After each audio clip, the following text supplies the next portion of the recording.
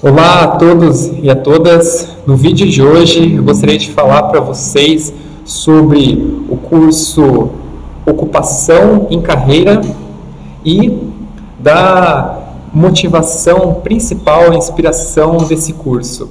Então, esse curso vem de encontro com uma necessidade que é recorrente na academia sobre como encontrar a fronteira do conhecimento, como identificar, o que está sendo desenvolvido dentro da academia, dentro da ciência e, principalmente, será que tudo o que está sendo desenvolvido dentro da ciência, de alguma forma, está de acordo com o rigor científico necessário para a gente valuar esse conhecimento de fato como científico? Então, bom, aí a gente tem um grande ponto, tá, pessoal?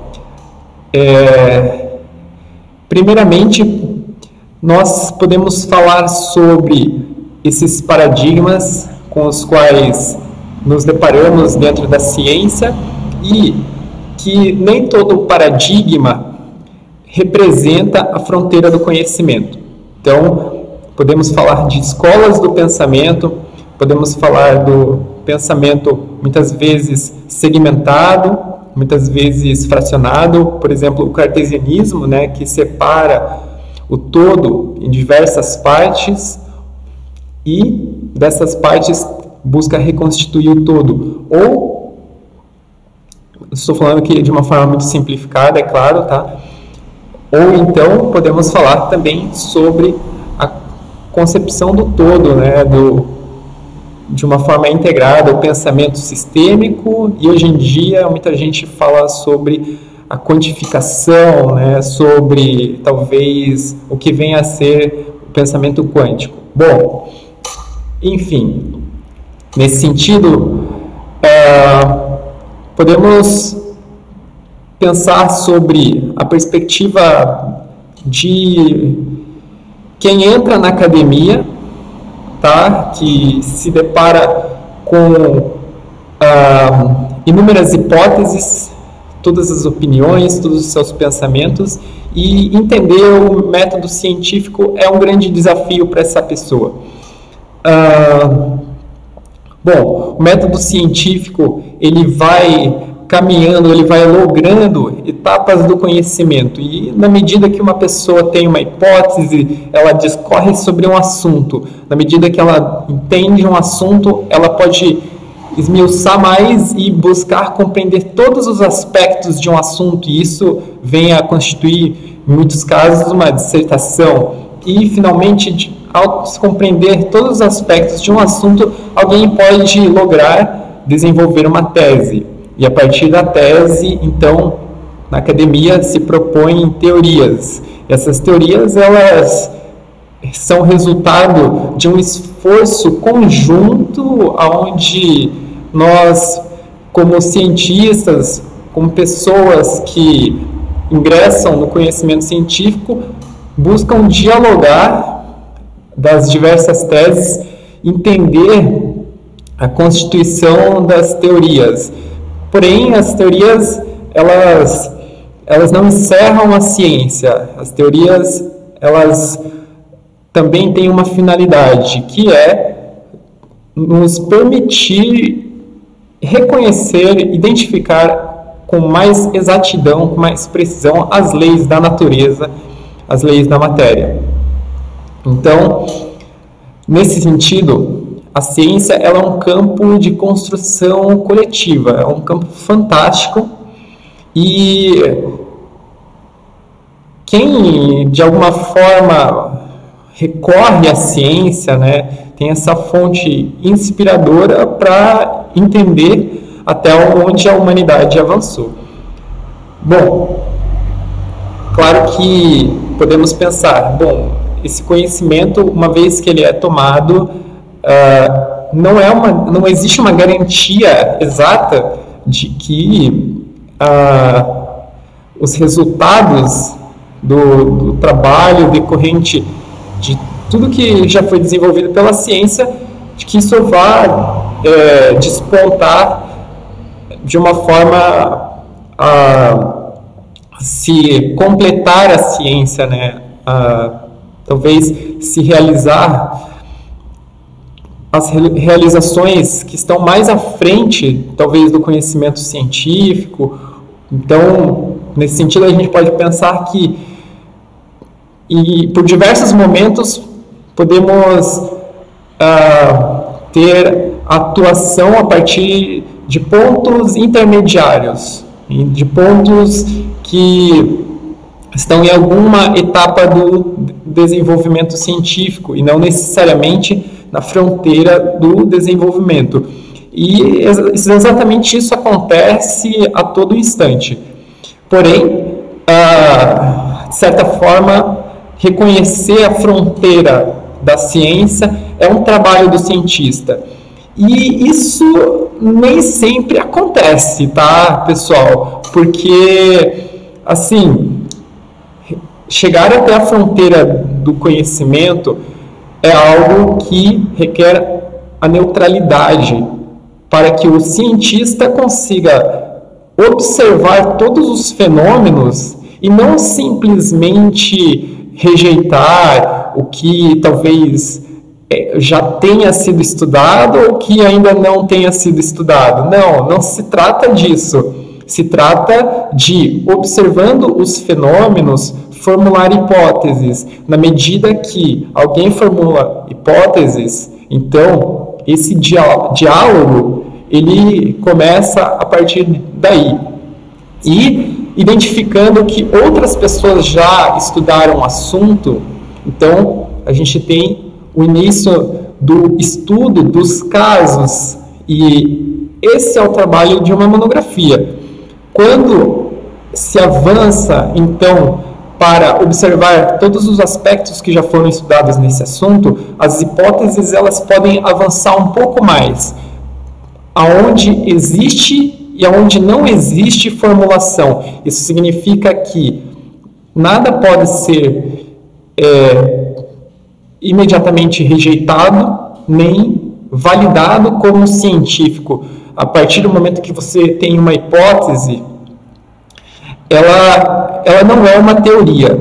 Então, a hipótese ela precisa ser contestada dentro de uma racionalidade, e essa racionalidade ela tende a ser lógica dentro da ciência, que significa que a lógica ela é uma proposição de como podemos raciocinar para que os argumentos sejam validados. Então, na medida que você consegue deduzir algo, que você consegue partir de um caso mais geral e apontar uma solução específica, você então avança com esse conhecimento, você consegue identificar algo que poderia ser, quem sabe, até universalizado. Mas ser universalizado, nesse caso, me desculpem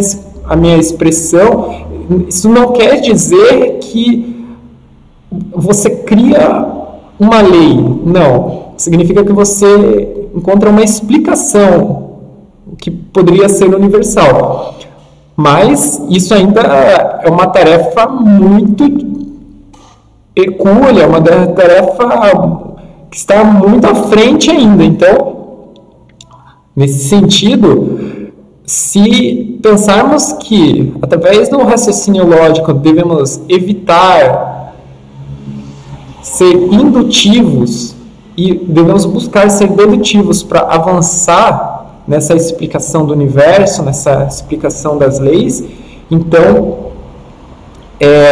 o rigor científico, ele toma um caráter basilar para que reconheçamos a fronteira do conhecimento. Bom, nesse sentido, tá, pessoal, eu gostaria de colocar um comentário aqui, uma dramatização.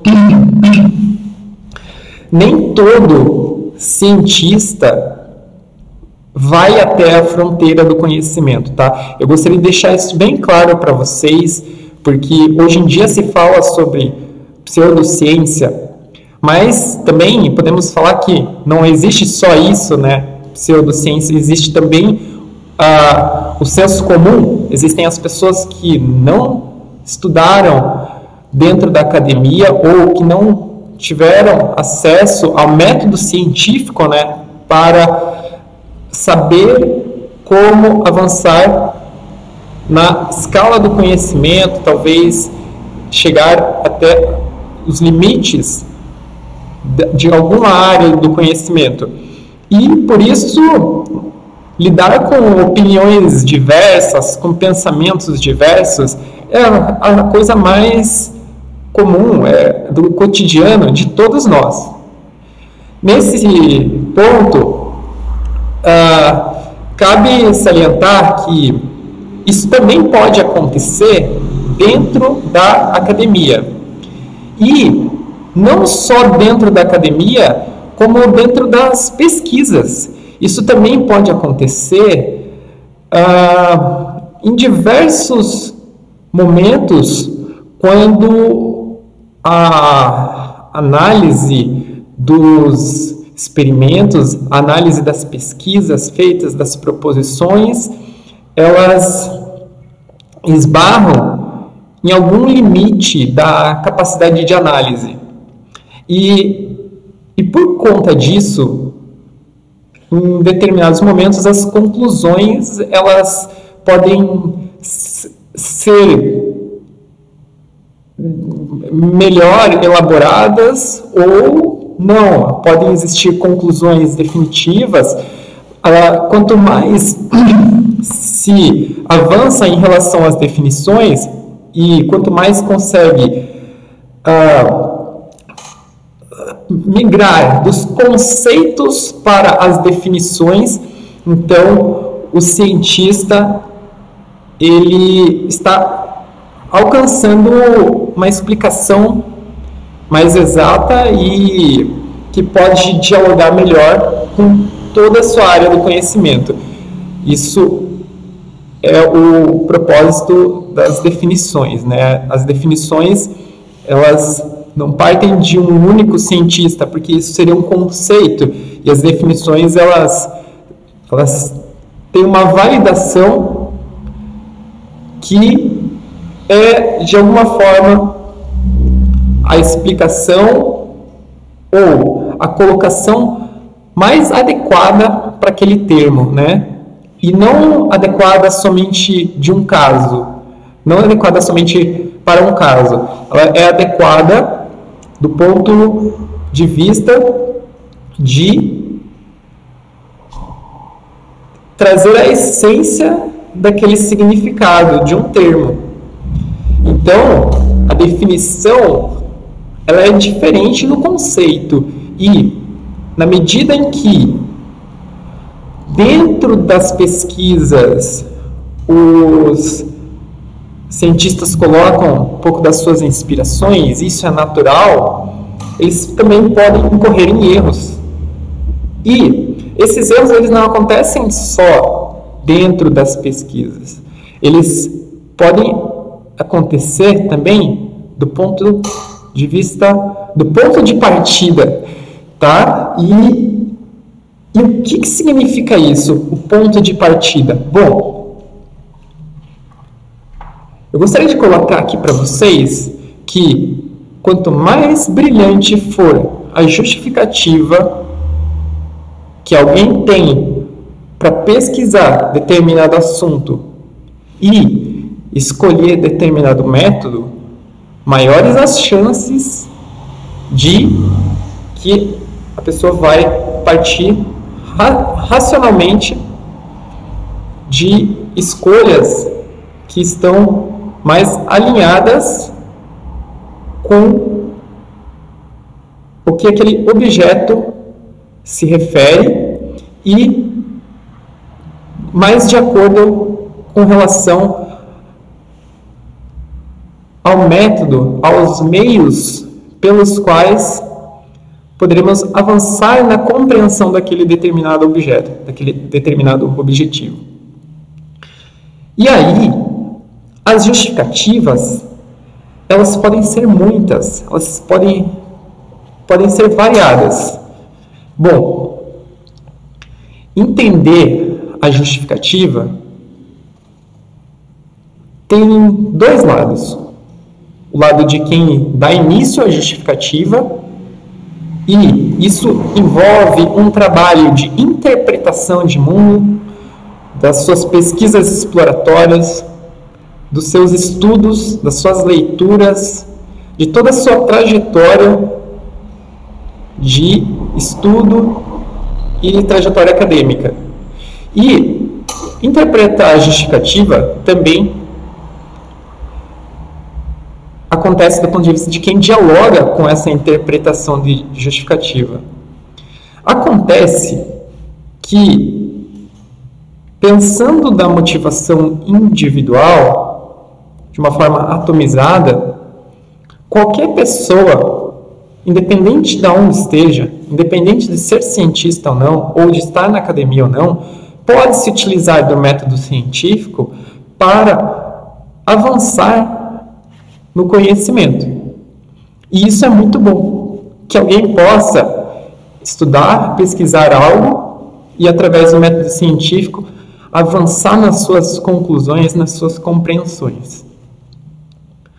Por outro lado, quando estamos falando da ciência que está em desenvolvimento, quando estamos falando das pesquisas que estão sendo realizadas, estamos, de alguma forma, pensando sobre o potencial que está sendo investido em desenvolvimento. E esse potencial, ele pode ter um caráter neutro ou não, assim como a motivação do próprio cientista. E, quando a gente fala desse potencial que está sendo investido, podemos estar falando de alguma ciência aplicada. A gente pode estar falando de algo que tem uma motivação que talvez não parta da justificativa essencialmente pura de uma pessoa. Podemos falar de uma motivação que parte de um conjunto de pessoas, de indivíduos, e aí a ciência pode tomar um viés. Ou melhor, não a ciência, porque a ciência não é uma entidade, não é uma pessoa. O cientista, ele pode recolher um viés diferente. E se ele vai conseguir manter a sua neutralidade ou não, bom, esse é um ponto muito chave, é uma pergunta muito complexa de ser dialogada, tá? Porque dentro da ciência aplicada nós temos vários paradigmas, existem várias escolas do pensamento. Essas escolas, muitas vezes, elas não concordam entre si ou até concorrem. A gente pode observar como funciona o investimento em ciência, em pesquisa e desenvolvimento.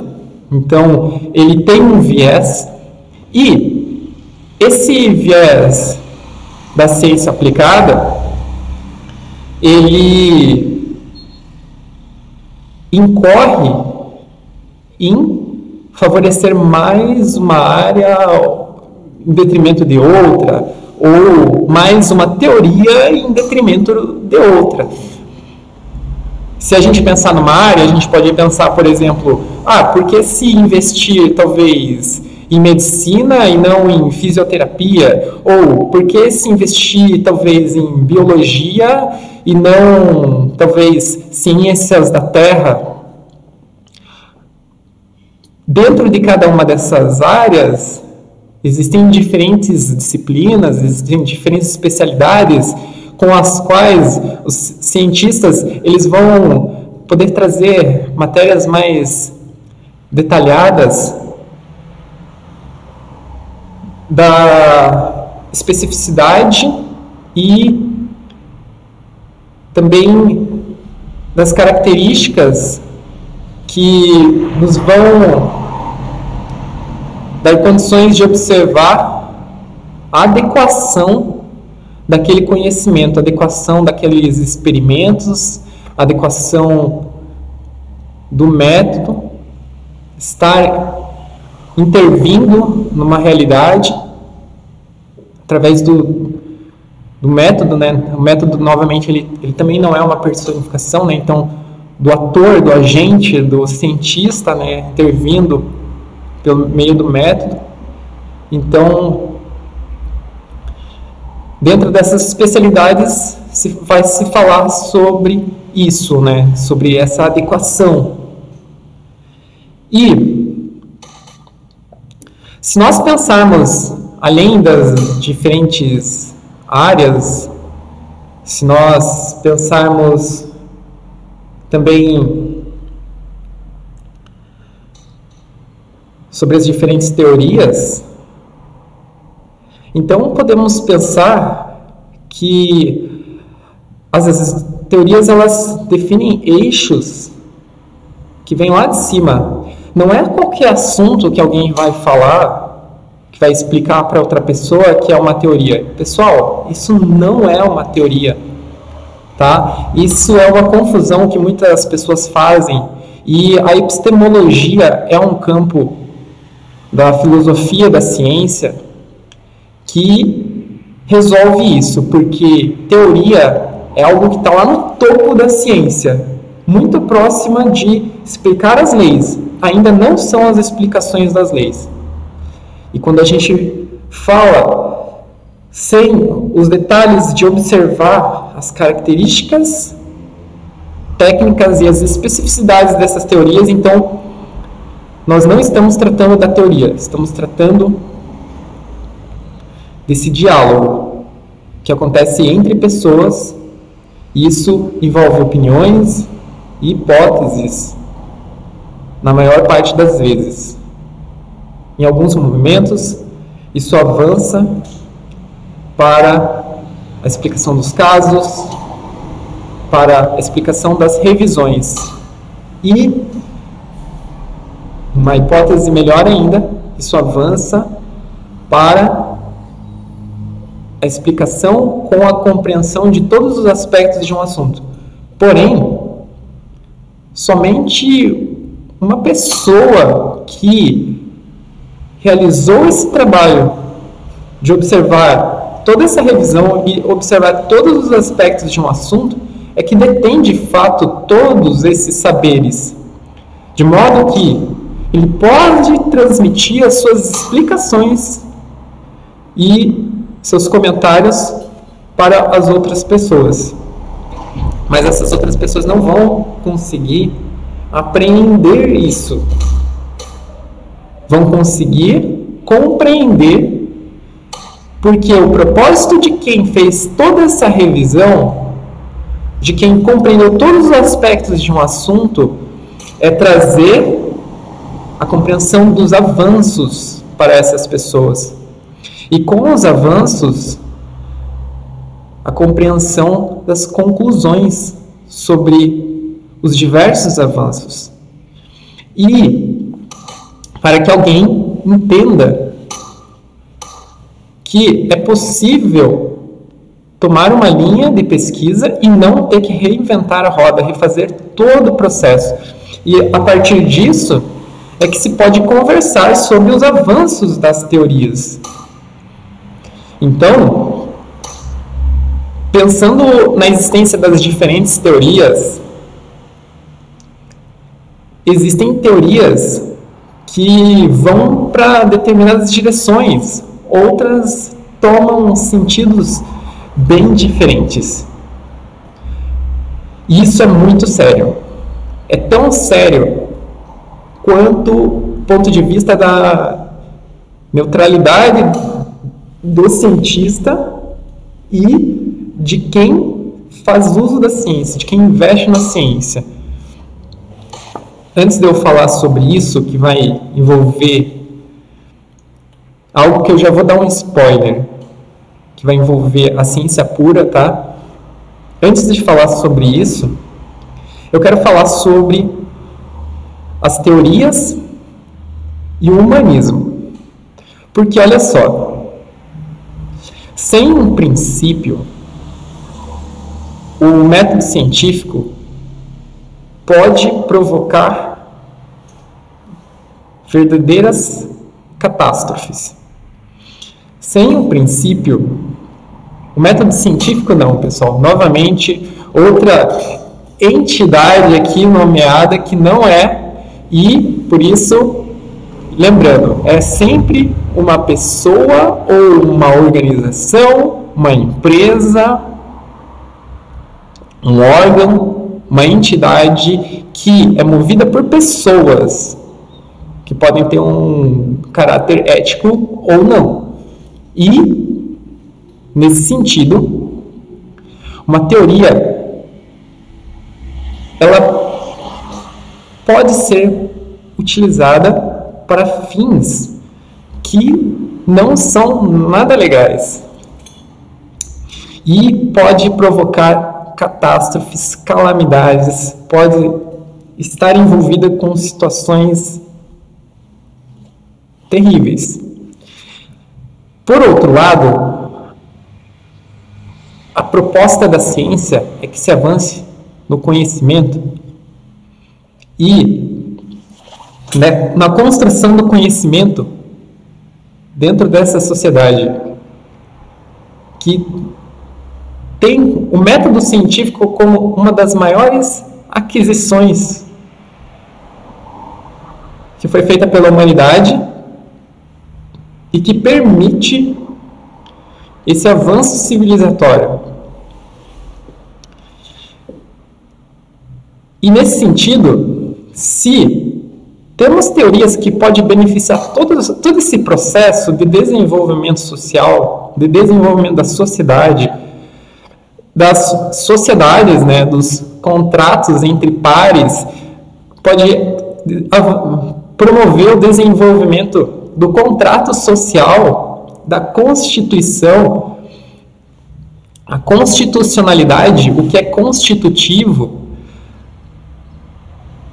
o projeto de sociedade, esse projeto que, por exemplo, podemos pegar o Estado brasileiro e falar sobre a Constituição Federal como projeto de sociedade e, ao mesmo tempo, contrato social, que nem todos nós cremos que assinamos, mas que reflete os valores, os ideais exponenciais, os expoentes do que se propõe para essa sociedade. E, ao pensarmos sobre tudo isso que é constitutivo, sobre a proposição com o desenvolvimento de essa ou aquela teoria, então estamos falando de um tempo e recursos que são investidos que vão levar o desenvolvimento para uma direção assertiva ou não. E o que o humanismo propõe dentro da linha do Prabhaji Raju Shankar, o neo-humanismo, é que sem um princípio de igualdade social, então as motivações do desenvolvimento de uma teoria podem caminhar num sentido não desejável, de não beneficiar toda a sociedade, de terem motivações segmentadas ou até sectárias, no sentido de apontar para motivações egoístas e, junto com isso, levar o desenvolvimento de uma teoria que pode resultar no desenvolvimento de tecnologias que, enfim, podem provocar muito mais dor, muito mais sofrimento para os seres humanos, provocar muito mais miséria, o consumo muito maior de recursos, com um resultado que vai ser muito pequeno, vai ser na vida de alguém ali, talvez por motivações que podem ser as mais variadas. Então, o que o humanismo coloca é que se uma teoria não é desejável do ponto de vista de beneficiar a vida de toda a humanidade, de todo ser humano, ou de qualquer ser humano que seja afetado por essa teoria, e não só os seres humanos, de todas as espécies vivas, seres sencientes, que em si próprios detêm um valor de existência igual a qualquer outro ser, vivo. E por esse valor de existência que não se pode reduzir, então nenhuma vida pode ser excluída e pensada como descartável desse processo de inclusão do contrato, da ética, da lei, de fazer valer esses termos. E é nesse sentido que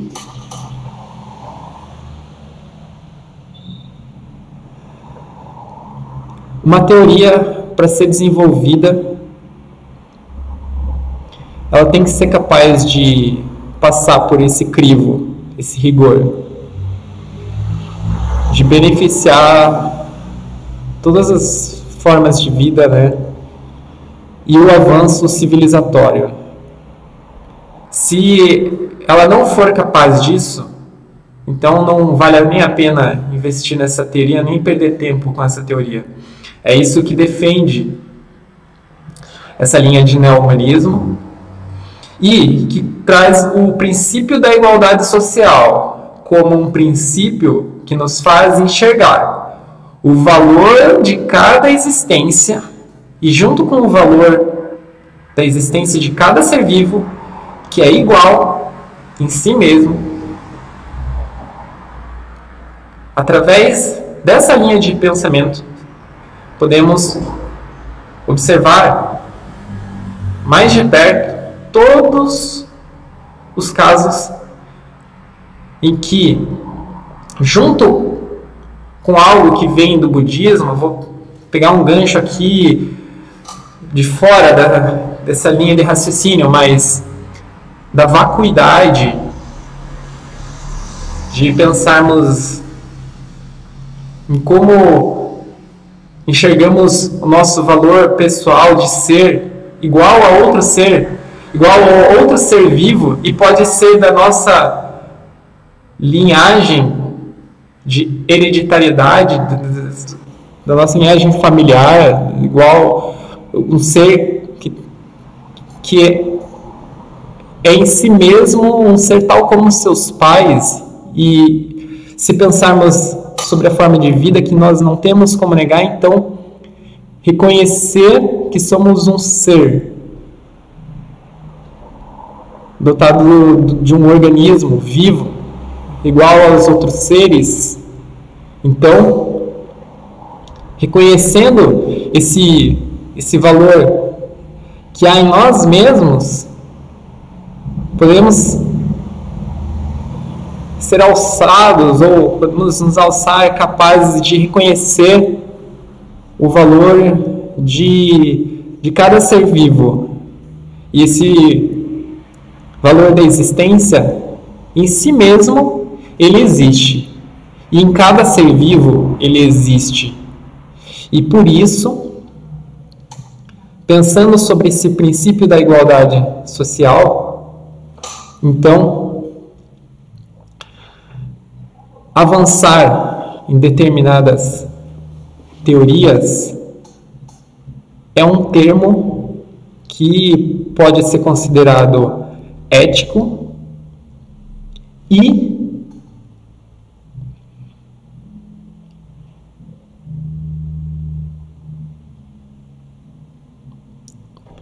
que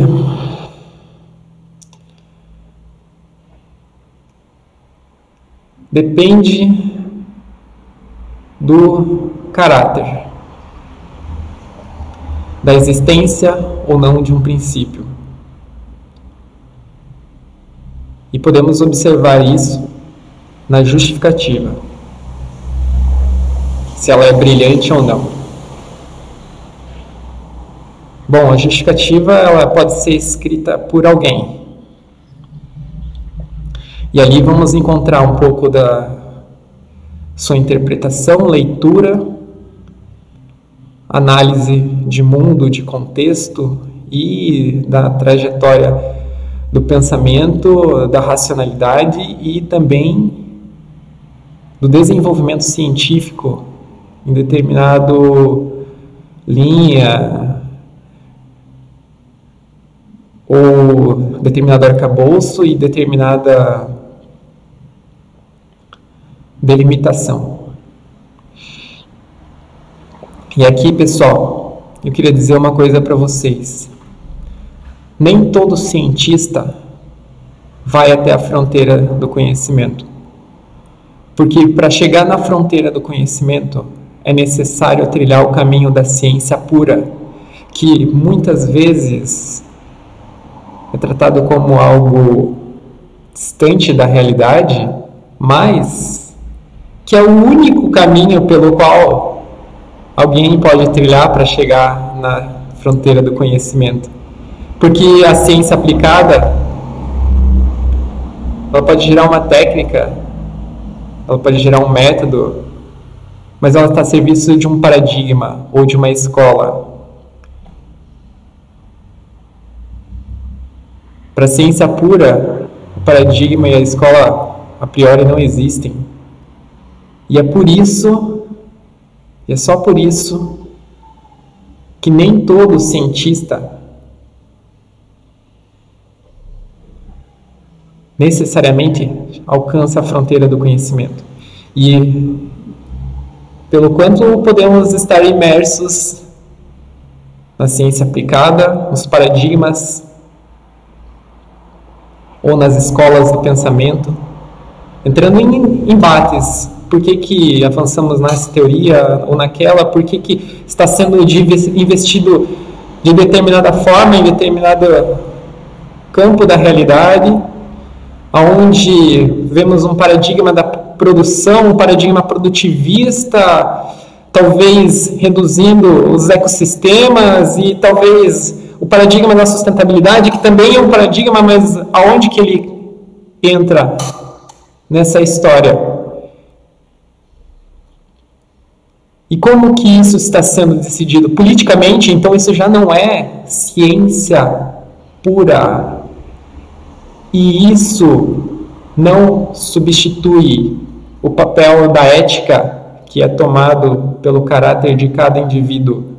E por isso, eu volto a dizer, nem todo cientista alcança a realização da fronteira do conhecimento.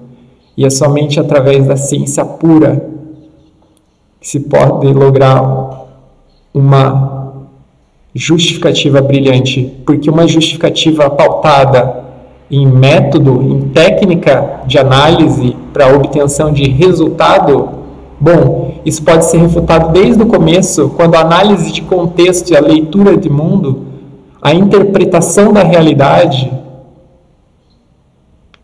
assume em si mesmo um viés, ao invés de um princípio.